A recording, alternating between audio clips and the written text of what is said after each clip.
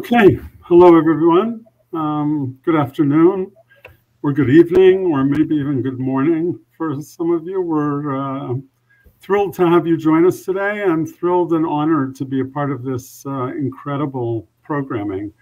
My name is Jay Goldmintz, and I'm a faculty member at Maya Not Yeshiva High School in Teaneck, New Jersey.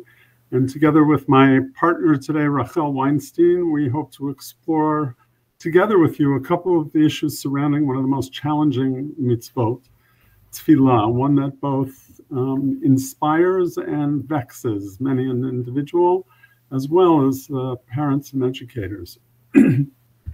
Rachel will begin talking a little bit about women's obligation in Tefilah, and then talk about an issue that is seldom explored, at least in my experience and in terms of the literature, namely the challenges of Tefilah and having kavanah in Tefilah as a mother, and for anyone whose time is not always their own.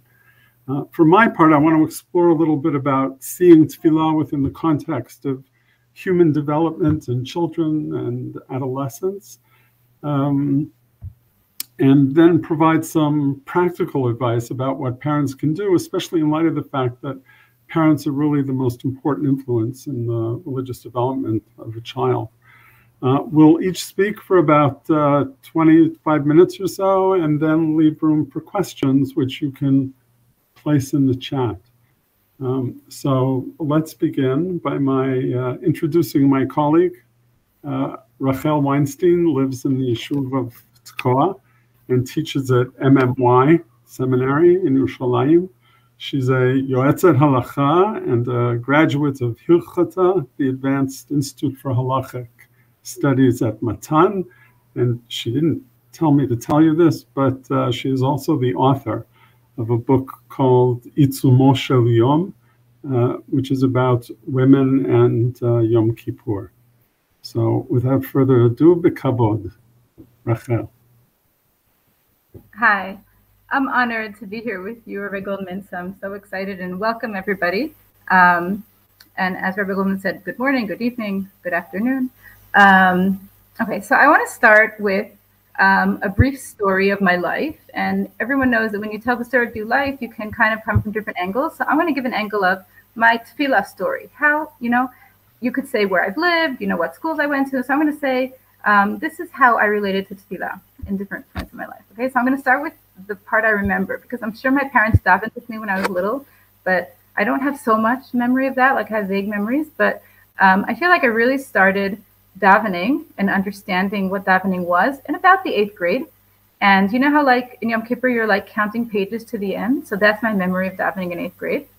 And I feel like only in 9th grade did I stop counting pages, because it's not a good idea, because it doesn't look good, but in my mind I was still counting pages. Like I didn't actually count pages, because the guy next to you sees you're counting pages and you're already in 9th grade, and that's like not okay. And I went through high school, progressing from this place of waiting for davening to be over to slowly realizing that davening is actually a really cool thing, and that it's something I wanted to put an effort into. So as time progressed, I kind of got into that a little more.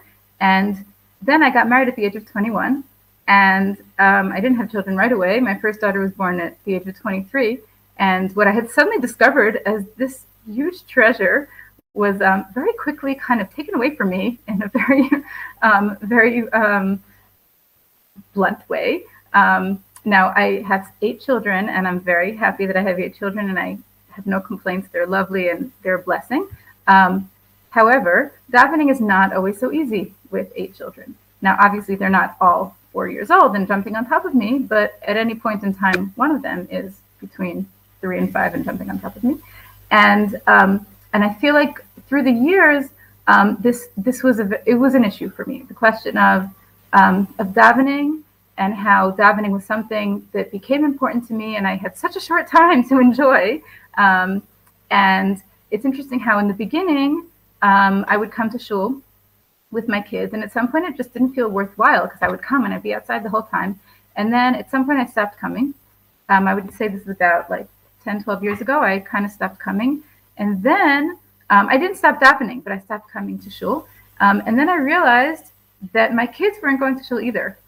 So I made a comeback, and I started coming back to shul again, I think around 8 years ago, because I realized that if I don't go, why would they go, right? They don't see me going. And again, I davened shacharit and mincha. I would like to say every day. I try every day. But davening in a minyan was a really big challenge. Now, in my history of my relationship with davening, there are a couple of points that I want to mention where the discussion came up. So when I studied in Migdal Oz, at some point there was discussion about whether to have Yom Kippur in the Midrasha. And one side said, yes, obviously, we're here for the whole year, and we have such an amazing experience. And Yom Kippur is really a very, it's a high point in our relationship with Hashem. How could we not have Yom Kippur?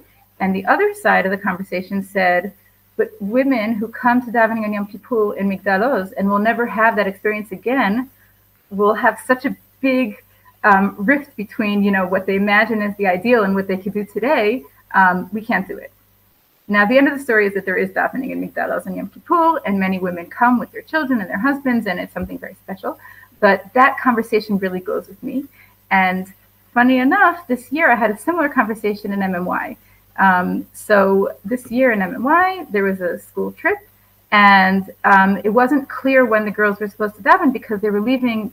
At the time they left, it was too early to daven, and by the time they got there, it would be too late, but not ideal to daven. So the suggestion was that they would daven. There was like a break in the trip. There was an Eilat trip, I think. There was a break in the trip. They were supposed to daven at the break, and the break was about 20 minutes long. And some of the girls said, "It's not enough for me." Amazing, right? 20 minutes sounds like a lot to me right now. But anyway, it's not enough because they say the whole thing. Soon I'll talk about what I say.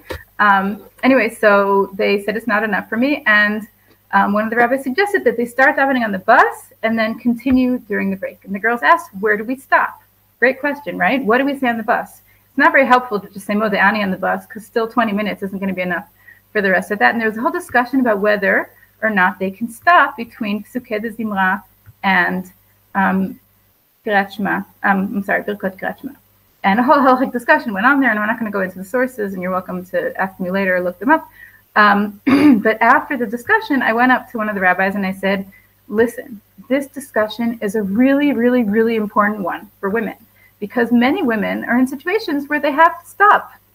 It's somewhere, and the question is going to be where they can stop. And it's important to discuss whether it's really usher to stop or whether it's just not preferable to stop.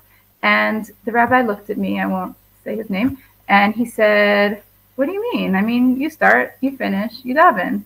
And I said, a woman, I mean, it's not just a woman. Later, I had a conversation with another rabbi who was saying, yes, many, many people who, again, their time is not in their hands.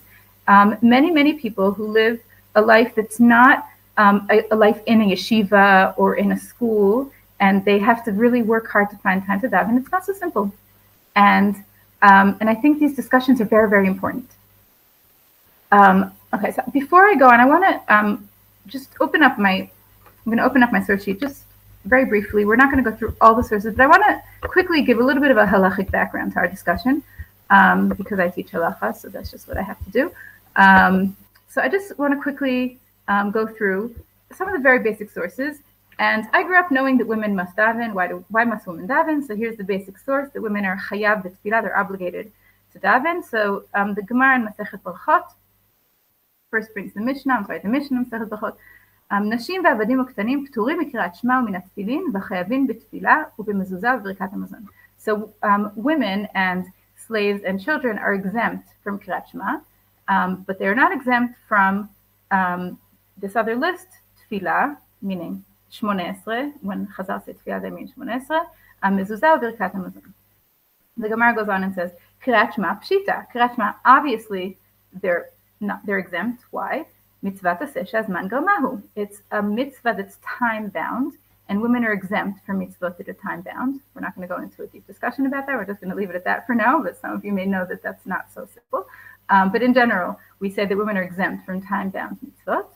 And the Gemara goes on to say, B'chol mitzvot taseh shazman garma, nashim p'turot. Women are exempt from mitzvot taseh shazman garma. Ma'u detema meaning, wait a minute, why did it even have to say that? If it's so simple, So we might have thought that because the Shema is reinstating the fact that Hashem is our God, Malchut Shamayim, then we would have thought that they do have to say it, Kamash Malan Shelo. They don't have to. Okay, we're going to skip Tefilah and Mezuzah, but I want to read the piece that just mentions Tefilah. The Chayavin b'Tefilah, someone right here, the line before last in the source. The Chayavin b'Tefilah, derach meninhu. So the reason women are obligated to daven is because what is davening? Davening is asking Hashem for mercy or compassion or maybe love, but there is something about davening that we cannot give up. Okay, and this source really goes with me, and in a minute I'll go back to it. The reason women are not exempt from tefillah, derach meninhu. Now we'll see there's another explanation for why women are not exempt from tefillah, but the Gemara says we cannot let women leave this beautiful treasure behind because this is our connection with Hashem. Okay, so we can discuss whether it is a mitzvah to say Shema and Groma or not, but how can we suggest that women have no relationship to davening, because davening is such a big piece of rachme, of our connection to Hashem. And I'm going to right now assume for the moment that rachme is love, because in Aramaic rachme is love. I'm sure it also means compassion, and rachamim is right. Okay, so the Shulchan Aruch paskins that women are obligated to daven, and I'm not going to read it inside with you, but I am going to say that the Shulchan Aruch has a different explanation. He says that davening is not a mitzvah to say Shazman Grama, and you're welcome to read it in the sources. I'm just going to say it outside the source, that we have an idea in the Rambam that even though Tefilah is Deoraita, is a Torah level obligation, the Torah level obligation does not include the times and the framework of the 3 times a day and the times. So even though it seems like Tefilah is mitzvah to say Shazman Grama, it seems like a time-bound mitzvah, there's an idea that it's not. And this appears in the Magen Avraham, which again, I'm not going to read to you because time is pressing, but you're welcome to read later. The reason I brought this Magen Avraham, though, is because the Magen Avraham says, wait a minute, women don't daven. Why don't they daven? He has to explain that they don't daven because of this, but I think this is a very important piece. The Magen Avraham looks around and he says, my mother doesn't daven, my grandmother doesn't daven, my wife doesn't daven. I don't know, I'm just making it up, but the women he sees around him don't daven. And this already brings up, I think, either an assumption that women just didn't daven or the difficulty of davening. Now, I've been talking about the women's difficulty of davening, but I brought a Yerushalmi here that shows that even the Amoraim had a really hard time davening. And I'm not going to read all the examples to you of what they did when they were davening, but I do want to read the last few. So Shmuel Amar, Ana manita v'chaya. He says, when I'm davening, I'm actually counting chicks out there. We should say counting sheep, right? He's actually focused on something else. And he's saying, I wish I were davening, but I'm really focused on so many other things. Chavibun Barchi Amar Ana manit dimusia. I don't know what that is. He's counting something else. And this last one, I just feel we identify with so much. Amar Rabbi Matanya, Ana mechazek tivu leroshi dekad hava mate modim ukara migarme. So he says, I'm so thankful to my body and my head that when I get to Modim, I bow, because I don't know I'm there, but my body knows I'm there. And how many of us feel that feeling that like, oh my goodness, I'm at Modim already? How did that happen, right? Or I'm going, right? And so often we're in that situation that we're davening, but we're lost in davening, okay? Now, I want to mention the tool, and as you see, I've read all those sources that I'm not actually going to read with you, but I mentioned the tool who actually brings a lot of laws of cases in which one would not daven because he's distracted. And at the end of the day, he says, the Maharam paskins that we don't do that anymore. So he brings a whole list of people that were traveling and they don't daven for a whole 3 days, or they're in a place with a bad smell, or all these different people who wouldn't daven. And the Maharam says today, we've lost the essence of kavanah. I'll just read the last sentence with you. וכתב הר"ם, מרוטנבורג, that's the Maharam, אין אנו נזהרים עתה בכל זה, שאין אנו מכוונים כל כך בתפילה. And the Maharam, on the one hand, is a blessing, and on the other hand, is such a tragedy. The Maharam says, daven anyways. It's a big blessing. He says, even if we can't focus enough, just do it, right? On the other hand, he says, kavanah is over. We're just not there anymore. And I really feel like this sentence is such an important sentence. And with this sentence, I want to read one more source with you, and then I'll go back to my narrative. So this source is Rav Henkin, and I typed it myself, so if there are any typos, it's totally my fault. And he's relating to the tool that I just mentioned, and he says, none of this was codified in the Shulchan Aruch. These ideas that I said that people wouldn't daven for the whole 3 days after a trip and whatever, because, as the Tur himself wrote, at least since the time of Rabbi Meir of Rothenberg, the Maharam in the 13th century, the custom became established for men to pray even when not concentrating fully, lest they never pray at all, like we said. This custom, however, was adopted by men, but not by women. Okay, so this is a chiddush that Rav Henkin says that I haven't found another source for, but I think it's fascinating. He says this idea that even though kavanah is not relevant, we still daven. This idea was adopted by men and not by women. This is his chiddush, and he says, who maintains in the Talmudic exclusions.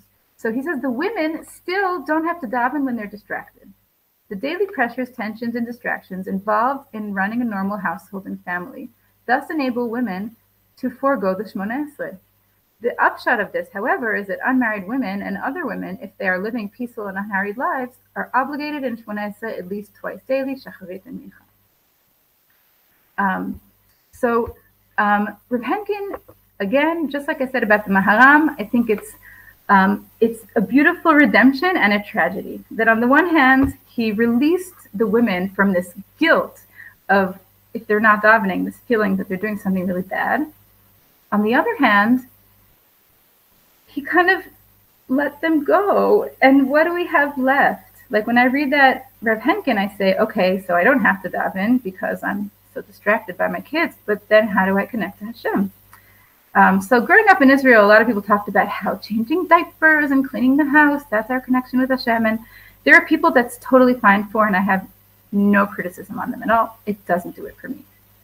And I feel like I spent a lot of time and effort building my own relationship with this. And one of the things that I feel for me is very important is that I haven't given up davening.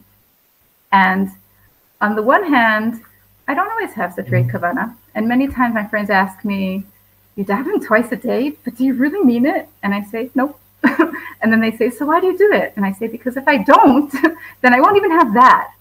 And I daven twice a day, hoping that every once in a while I'll really mean it. But often I don't. And I feel like one of the big challenges today is to really kind of grasp both those pieces. To say, yes, the Maharam told us that kavanah is not what it was. And it's really hard. And even when it was what it was, we saw the Morim had a hard time. So kind of being accepting of ourselves, being in this place that we don't have such great kavanah. On the other hand, to still strive to reach kavanah and to not give up. And I feel like it's really hard to grasp both sides, but I feel like it's really important.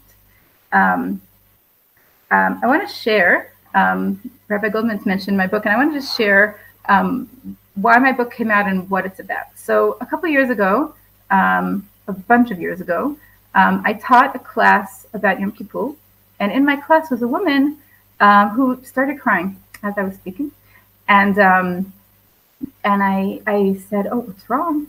And she said, "Everybody just keeps talking about Yom Kippur and the fast and Neila and all the things that happen in shul," and she had gestational diabetes. She wasn't going to be fasting, and she wasn't going to be at shul. And she said, where am I with all of this? You know, what do I do with that? And it really touched me, what she said. And then a couple years later, I was sitting in bed, drinking shiurim and davening, and with a baby in my arms, and in a very similar situation. And between davening and lying in bed davening, I was trying to learn a little bit. And I felt that all the pieces I learned were all relating to a Yom Kippur that I wasn't experiencing. So I read Hasidim and I read whatever, and everything I read, it was all very beautiful, but it all made me cringe a little bit and say, oh no, but I'm not there, right? Neila and Tefilah b'tzibur and fasting, all those things that are intrinsic parts of Yom Kippur were not relevant for me that year. And And I decided I must write a book for people who are in that situation, who can read a book without cringing every second. I actually started kind of planning this book a few years ago, but then last year during Corona, I felt like it was even more necessary. So I decided to write it up, and I had it edited, and I didn't know where I was going to put it out. And then I called, there's a publication here called the Brishir, and they put out a lot of books that were kind of, I felt like it was like the right, Sibur, that it was going to be, the people who would read my book. And I called them up very late. It must have been August. It was like Tammuz or Av. It was very, very close to Yom Kippur. And I called them and I said, listen, I wrote a book about Yom Kippur. Would you like to publish my book? So they said, talk to us next year. This year is not relevant. So a little bit of assertivity came up. And I said, you know what? I'm putting out my book, whether you like it or not. Do you want to be a part of it or not? So they said, okay, we'll read it. They read the manuscript, and Baruch Hashem, they loved it, and they put it out. But I feel like it doesn't really matter whether I put out the book or not. But it does matter that I got so many responses of people that either said, the idea of your book touched me, or they said, I can't read your book because I don't have time. Because I have little kids, and every person who says that to me, I said, this book is for you. It's very short pieces. It's very, I'm going to say light, but it's light but not light. But like, it's really built for people who are in between diapers and wiping fishies and, making whatever for their kid and what young people. And for me, that was a very meaningful piece. And I feel like the most meaningful experience I had in response to my book was someone called me up and she said, my mother-in-law has diabetes, she can't fast, and she didn't read your book, but she read the article that was written up about your book, and the article was so inspiring to her that it helped her through Yom Kippur. And I said, oh my goodness, even not reading the book, it was so inspiring. That's like the greatest success you can have, right? It doesn't sell books, but it was very meaningful for me. And I feel like a lot of my life is kind of bridging the gap between a life of living in the Beit Midrash, which I kind of do. Baruch Hashem, I've had the privilege of, studying for quite a few years in Beit Midrash. But I really deal a lot with the women who are not there. And I'm also, most of my life is not there. Like, even if I spend some hours in the Beit Midrash, most of my life is, cooking, cleaning, and not changing diapers anymore, but wiping dirty tissues and cleaning dirty accidents. And I love my life, but it's sometimes hard to bridge that gap. And but I think it's a very important gap to bridge. I think I'll return to you, Rabbi Goldman. I'll let you have a turn.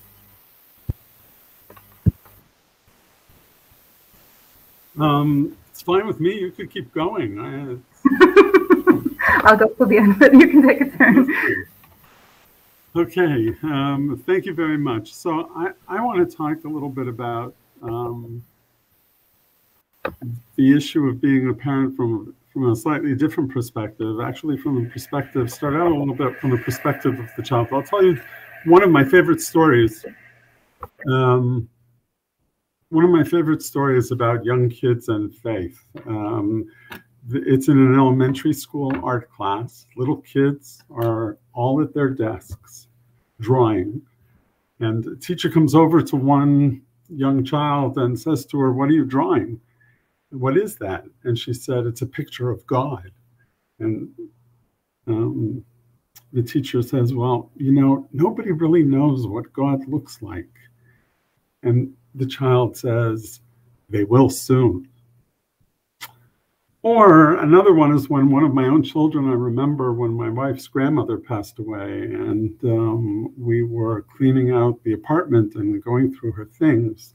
And one of my children, who was very young at the time, said that when they called her Oma, that when Oma comes back, for Tchiat HaMeitim, isn't she going to want all of her stuff back again? Compare those stories with some of the things that you hear about adolescents. We just heard Rachel speak about her own struggle with Tefilah when she was younger, through the 9th grade. And I, as a high school educator, come across this sort of all of the time. And I'll give you just a couple of examples. This is one excerpts from one student who I asked to keep a Tefilah diary. She said, "I was really awake for davening today. I guess that means this is off to a good start. It's also Rosh Chodesh, which is awesome because I love Hallel. I think I really connect to Hashem more during Hallel. There's just something really special about it. Maybe it's because we don't say it very often. I don't know. Day 2. I didn't daven today. I really wasn't feeling it. Davening made me so happy yesterday, but then today was the complete opposite. I refuse to daven if I know I'm not going to have the proper kavanah. I want to daven, but I don't want to fake the connection. That defeats the whole purpose. Day 3.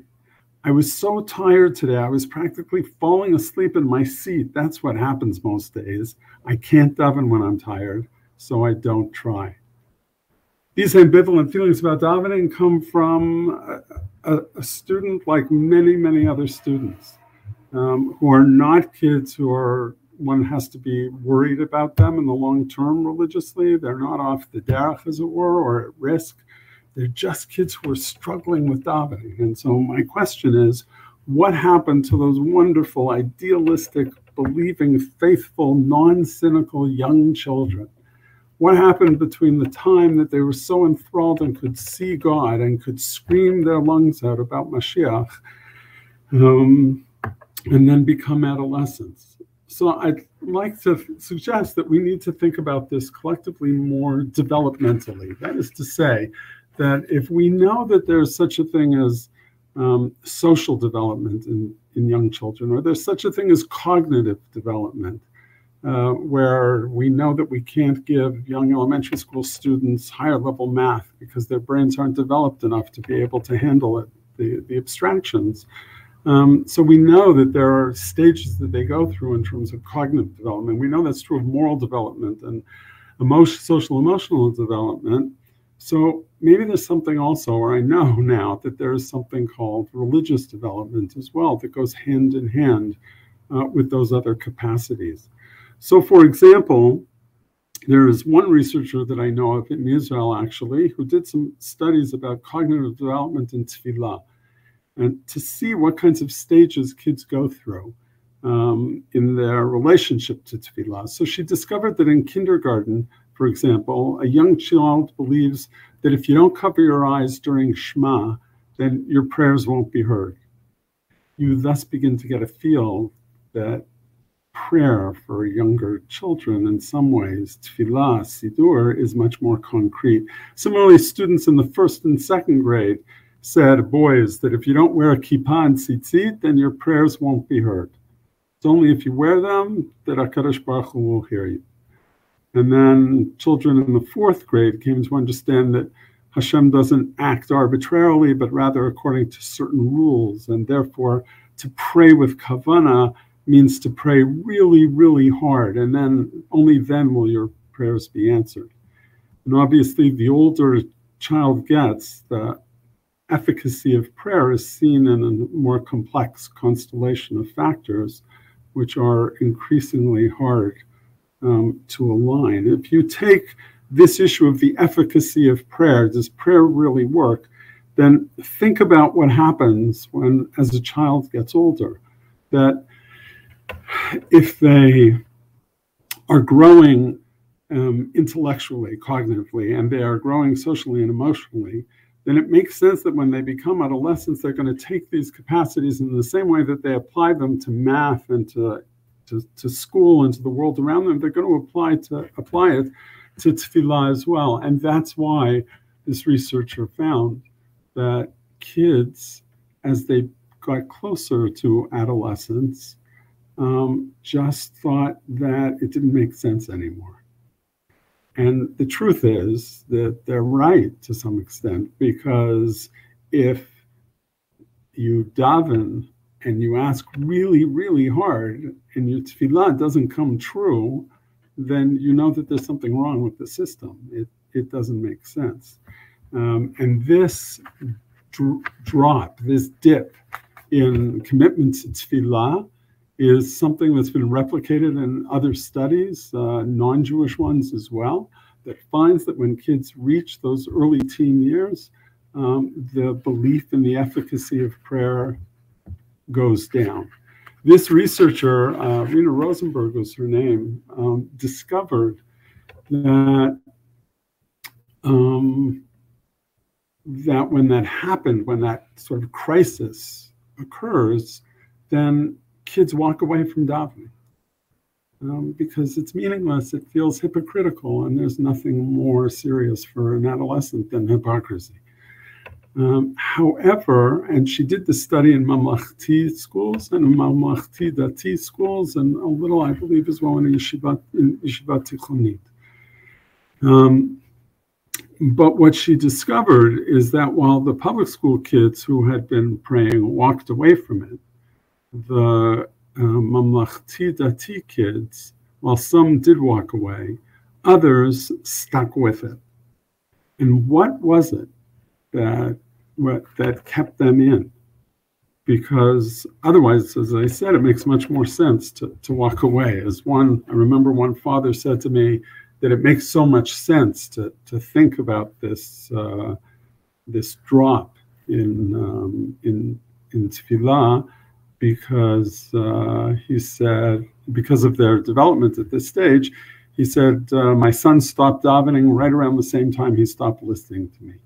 And it's the same thing. You talk to principals of 9th grade students, and you often get calls from parents saying, you know, when my child was younger, they loved to daven, they loved to be a chazan, they loved to go to shul, loved to be a chazanit, but now they don't really like to daven. What did you do to my child? And it's not so much, obviously, what one does to their child as much as in the normal course of development, what happens. Anyway, Rosenberg discovered that the kids who stuck with Tefilah stuck with it because they shifted their focus in Tefilah.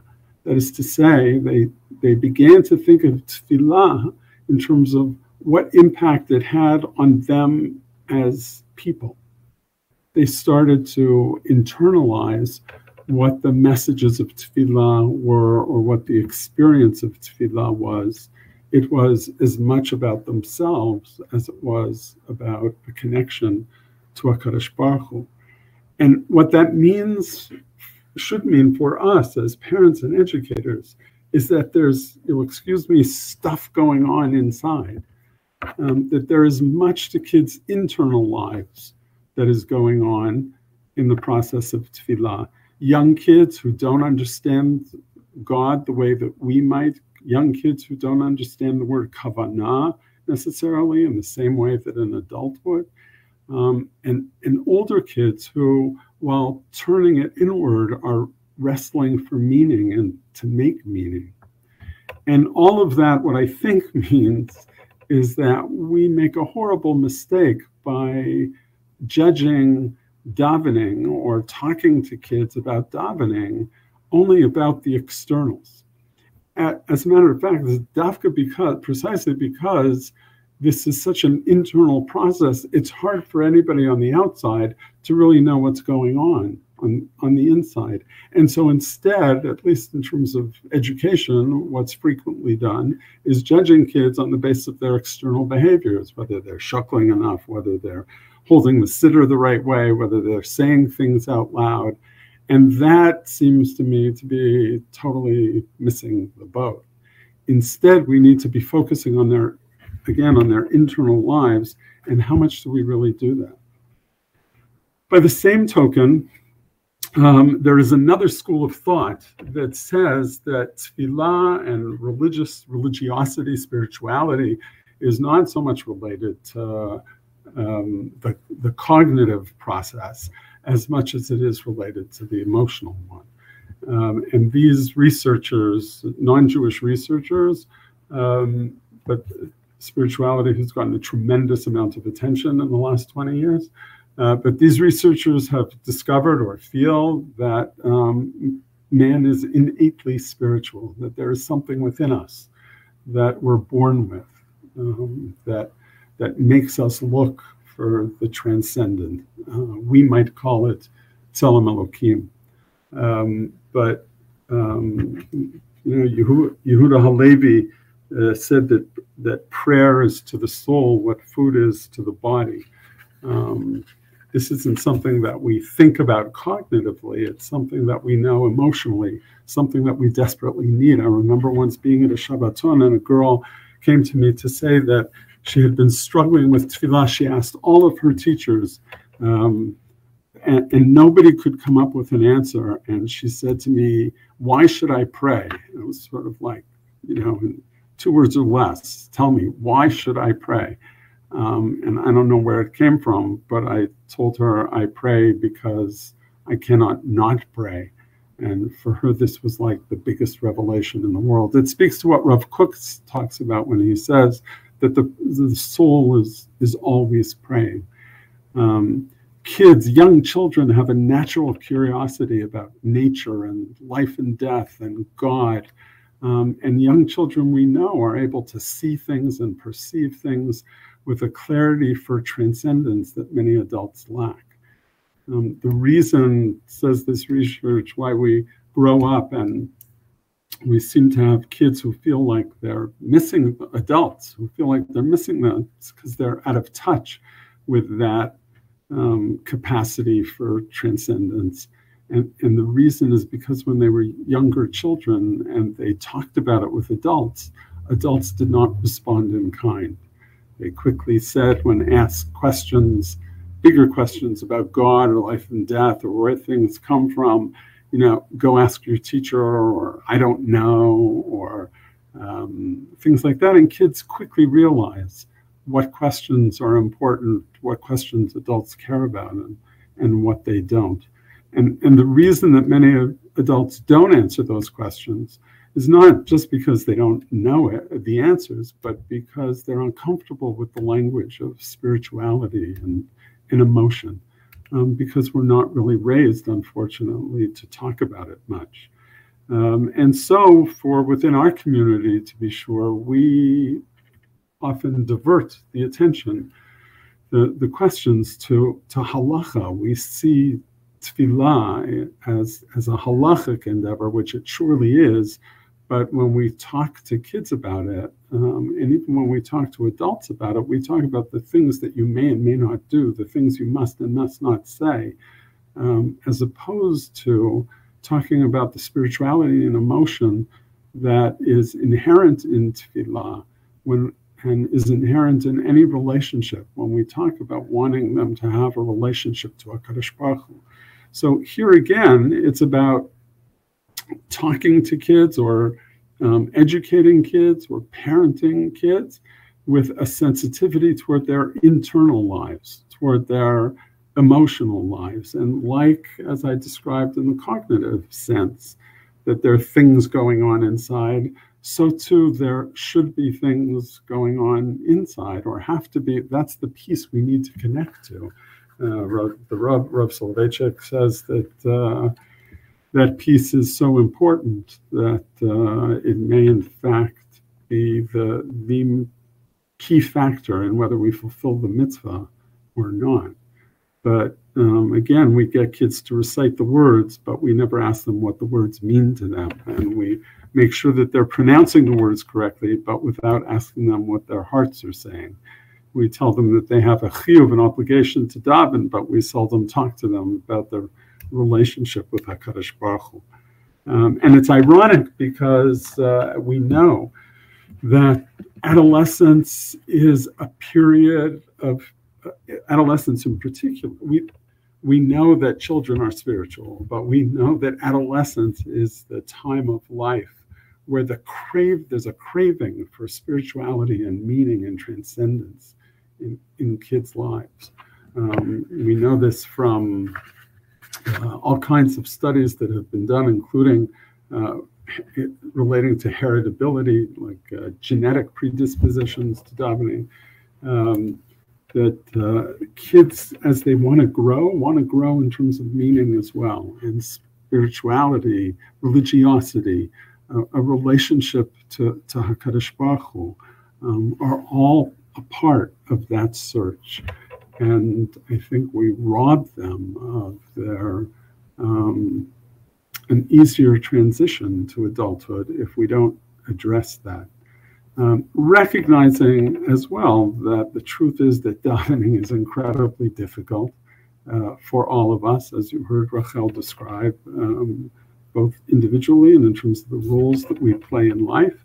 And I would like to suggest that davening is especially difficult these days for young people because of technology. I hate sort of bringing up technology. It's like the whipping boy for everything when we talk about young people and adults today. But the truth is that when it comes to Tefilah and wanting to have a sense of stillness and sort of inner-directed life, technology is all about the opposite of that.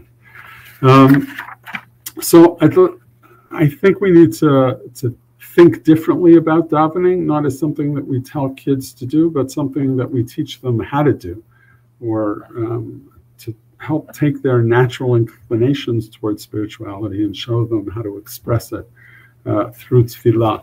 So I'll give you, that's sort of the theory, and in the practice, I'll give you a sense of how I see this playing out in parenting and in educating as well. I guess the first thing that I would ask is, what's your personal relationship to Tefilah? How do you feel about going to shul? How do you feel about davening? That's critical, obviously, because attitudes are taught, not caught. Attitudes are caught, not taught. As I tell teachers all the time, you can't hope to impact students if you're not working on yourself at the same time. And I think that's true of parents as well. And it's especially,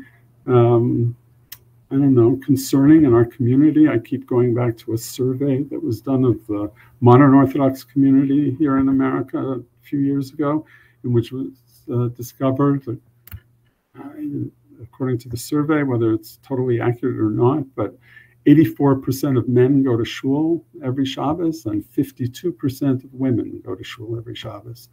But only 42% of both of those groups find Tefilah meaningful. If that's the case, how could it be meaningful for their children? And the same is true that in a related vein about modeling, that I know it sounds a little trite that parents need to be role models, but it's just true. It's the difficult truth sometimes. Difficult because it often means that we have to sacrifice for our kids when it comes to, we do it in so many other areas in our lives. We should be doing it in Tefilah as well. Is one prepared to sacrifice to change your habits about shul going, or about davening, or about the way that you daven, the way that your kids see you daven? When you go to shul, do you take a book with you to read? Does your child see that? Do you take the time to daven a longer Shemona Esrei sometime, or to actually try to do benching with kavanah? And even if you're not into it at the moment, how important it is to do it for one's children.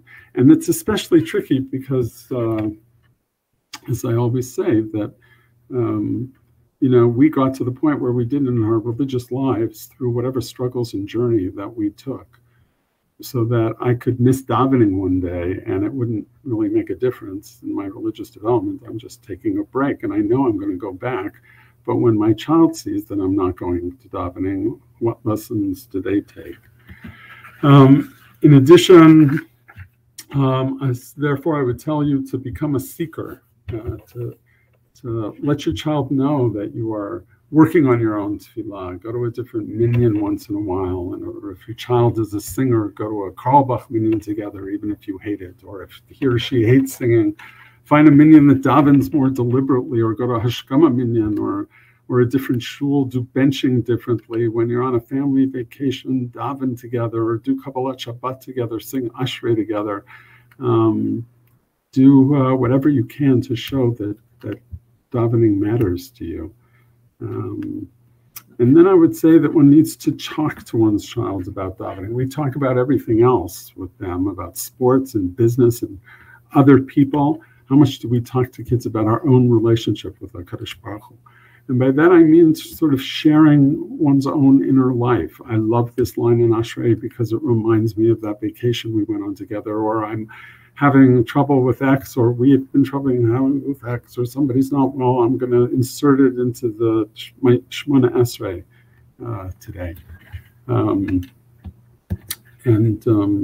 To teach them, therefore, in addition, how to connect to the words, what meaning you personally attach to some of those words, because otherwise, to them, they will just be words. And as I've said, think more developmentally about our kids. Young kids under the age of 6, where there's no obligation for chinuch. They need the excitement and the enthusiasm that comes with davening. And then as they grow older, it's not so much about how to daven, but about why, the sense of awe and wonder, the gratitude that we have to HaKadosh Baruch Hu, thanking HaKadosh Baruch Hu, singing, celebrating. Shul going should be something special. They need to know that tefillot are answered, or at least listened to, and they need it simple, straight, and true.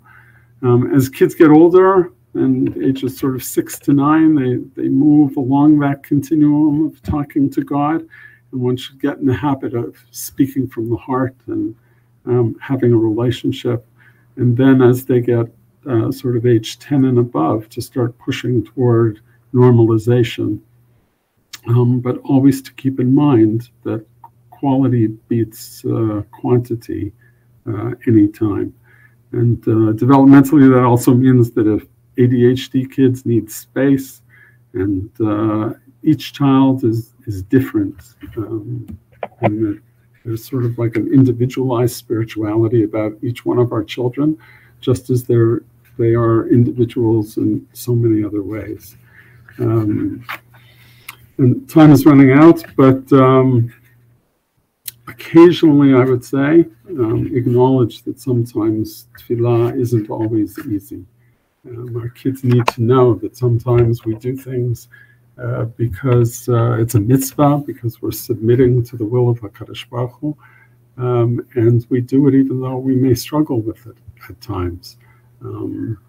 But that's okay. I think in this day and age especially, we need to emphasize sort of grit and perseverance and tenacity with our kids around the subject of mitzvot.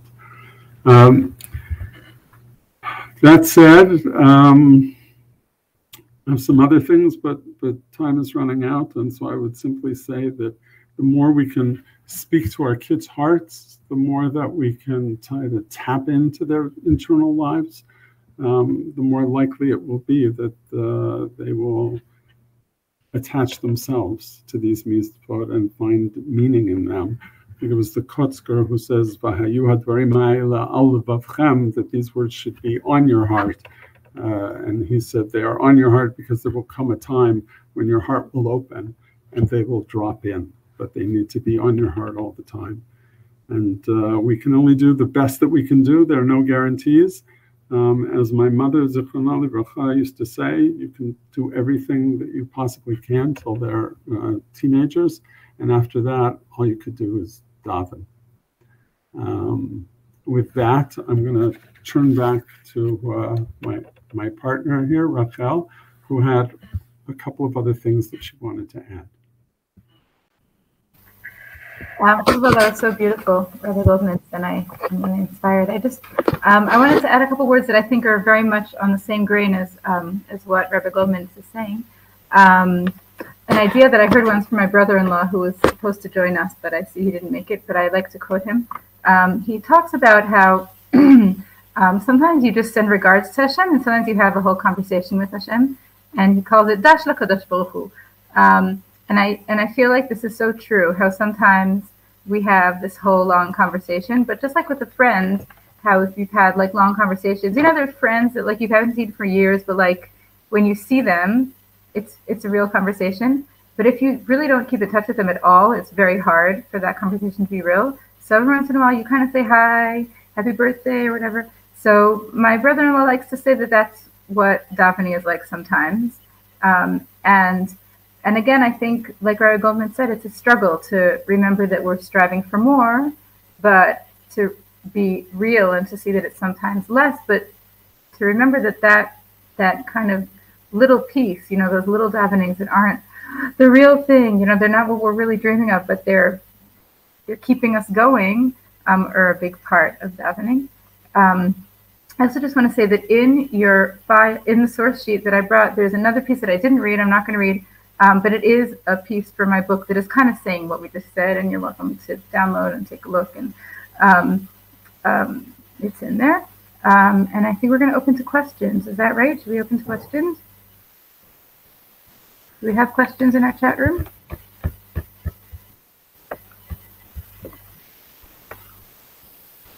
Not yet. But if anybody does have questions, we would love to entertain them. I would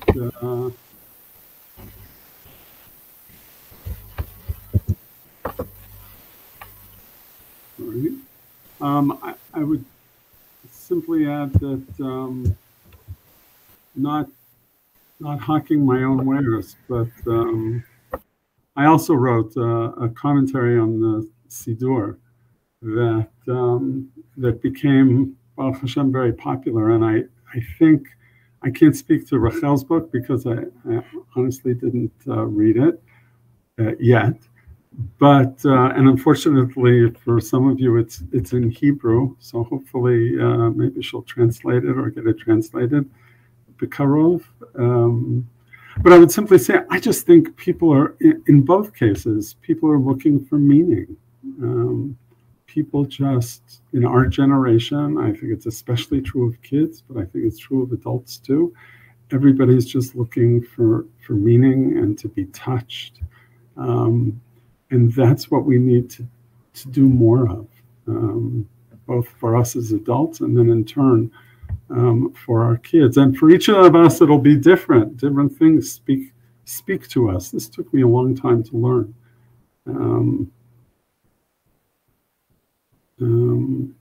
Took me a long time to learn that one man's meat is another man's poison. Spirituality manifests itself in different ways.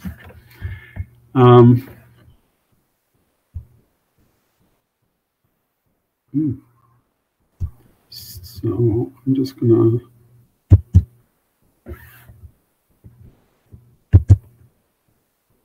sorry.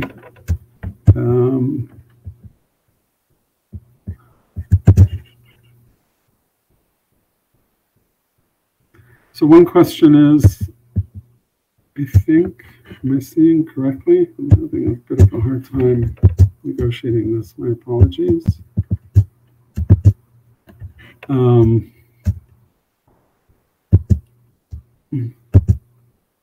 Would you handle these kinds of questions in a group setting or individual only when it comes to high school students, specifically girls? So my answer is both, just differently. I think that it's very important to talk to kids in a group about these issues, but it would be more valuable to have kids talking out loud with one another about their own struggles and about the way that they overcome them. You'd be amazed at how articulate and sensitive they can be and how supportive they can be with one another in this area. But if you're talking from the perspective of then individual kids, so clearly everybody deserves a voice and to be listened to as well. And I think those conversations are always important to have, whether it's about anything related to one's attachment to Torah or mitzvot. Rachel, there's a question or a statement here. I don't know if it was part of the previous one, that many girls feel that they don't have an obligation, especially when they see mixed messages among the teacher role models. Yeah, I want to say something about that. first of all, it's true that there are mixed messages, and even as you saw in the sources, it's not 100% clear across the board that women are obligated to daven. I'll tell you what I think, but there are other people who can say other things. I feel like the message to a woman who's not married is that I think, according to most opinions, a woman who doesn't have the burden of child rearing and a home should be davening, according to many opinions, not all. But beyond that, I think davening is a privilege. And like I said, what can I do about the role models? All I can say is, teachers, please daven, and talk about it, and we all should be davening. But I think that the loss of not davening is such a great loss, and I would urge girls to try. Now, I didn't teach high school as much as Ray Goldman's did. I've only taught high school for a few years. I felt like many of the high school girls I spoke to weren't interested.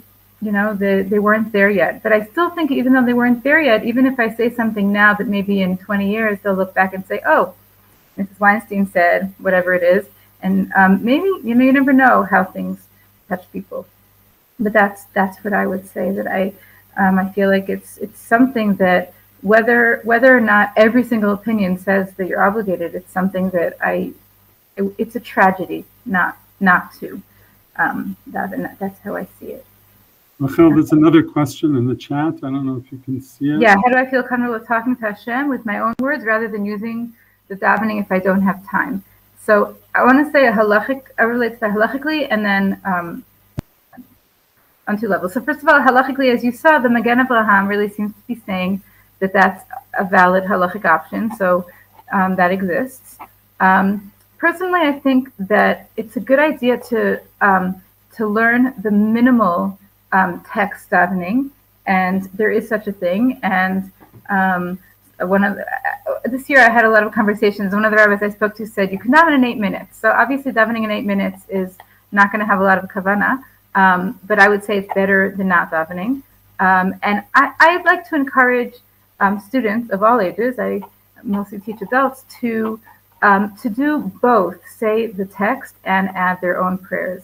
And when you learn the Shmoneh Esrei, so each piece in the Shmoneh Esrei can be related to a different part of our lives. For example, when you want to daven for the sick, you say it in Rafa'enu. When you want to daven for your sustenance, physical sustenance, you can say it in Birkat HaShanim. And I feel like that's really the ideal, to use both the text and your own words. And yes, I feel like sometimes we feel more connected to our own words if we don't really understand the words of the text. But I feel like if sometimes we read the words of the text and listen to what we're saying, the words are so beautiful. You need to understand Hebrew for that. But I like the combination. I don't know if that really answered your question.